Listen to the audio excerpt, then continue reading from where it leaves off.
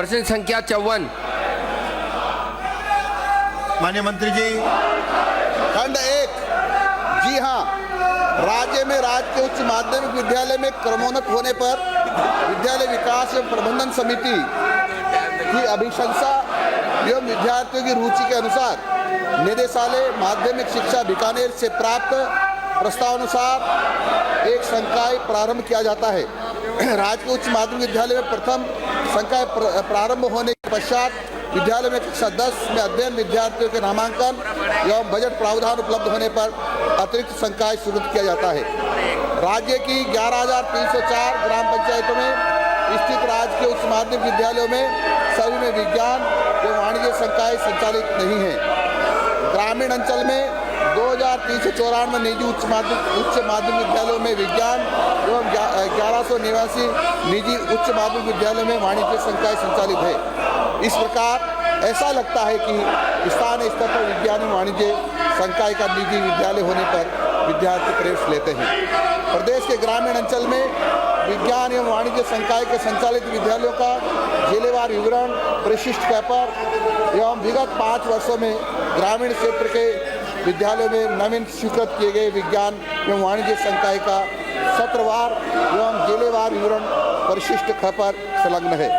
प्रदेश में संचालित राज्य के विद्यालयों के प्राथमिक एवं शहरी क्षेत्र में व्याख्याताओं के रिक्त पदों को भरने के लिए राजस्थान लोक सेवा आयोग अजमेर द्वारा प्राध्यापक प्रतियोगी परीक्षा 2022 अंतर्गत कुल विज्ञापित 6,000 पदों के विरुद्ध 5,583 प्राध्यापकों के नियुक्ति आदेश जारी किए जा चुके हैं, जिनमें से विज्ञान के 419 एवं वाणिज्य के 130 प्राध्यापक हैं।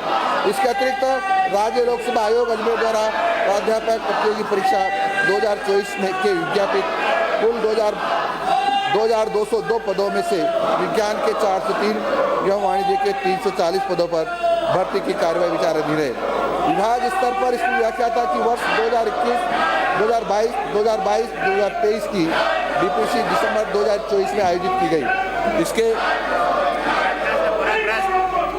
इसके चयनित कुल प्राथमिक विद्यालयों एवं 1023 व्याख्याता विज्ञान के हैं। उनके पदापद हेतु ऑनलाइन काउंसलिंग का कार्य वर्तमान में प्रक्रियाधीन है। यह हम 2023-24 व 2024-25 की डीपीसी उपरांत शहरी पदस्थापन की जा सकेगी। माननीय अध्यक्ष महोदय, पूरक प्रश्न पहला मैं माननीय मंत्री महोदय से ये पूछना चाहूँगा कि आजकल जो हमारे विज्ञान के युग में गरीब छात्रों को कला वर्ग के लिए मजबूर होना पड़ता है, फीस नहीं मिल पाती है, तो जो निजी विद्यालय हैं उनमें विज्ञान वर्ग की फीस बहुत होने के कारण गरीब छात्र एडमिशन नहीं ले पाते हैं।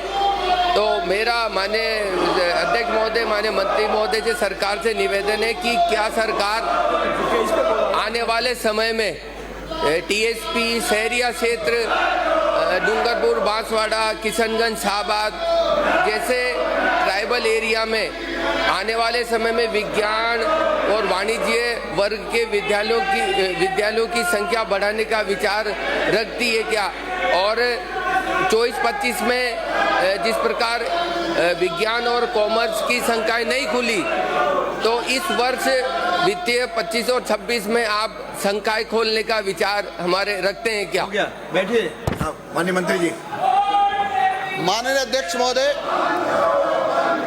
माननीय सदस्य ने नवीन संकाय खोलने की बात की है। मैंने पहले ही बताया है कि विद्यालय में पहले एक संकाय खोला जाता है, फिर उस प्रकार से प्रतिवर्ष उसको क्रमोन्नत किया जाता है और वहाँ विद्यार्थियों की संख्या के आधार पर भी हम ये तय करते हैं कि दूसरा संकाय खोलना चाहिए कि नहीं चाहिए, उसके आधार पर भी तय करते हैं। आपको एक जानकारी दे दूँ, कांग्रेस के राज में सरकारी कर्मचारी अधिकारियों की पदोन्नति को रोक के रखा। 5 साल तक उनकी पदोन्नति नहीं की गई। वो कई बार कर्मचारी अधिकारी इनके सामने गिड़गिड़ाते रहे, लेकिन किसी की भी पदोन्नति नहीं होने दी।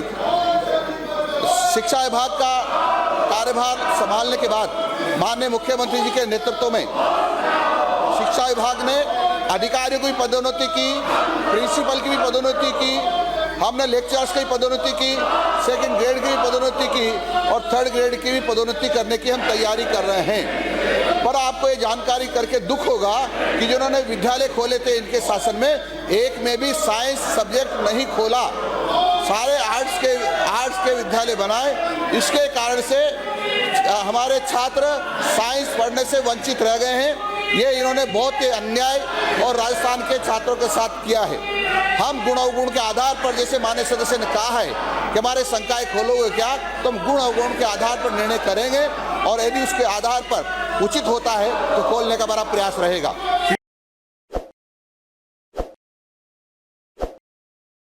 ताज़ा खबरों के लिए विजिट करें द फैक्ट इंडिया की वेबसाइट और डाउनलोड करें द फैक्ट इंडिया ऐप।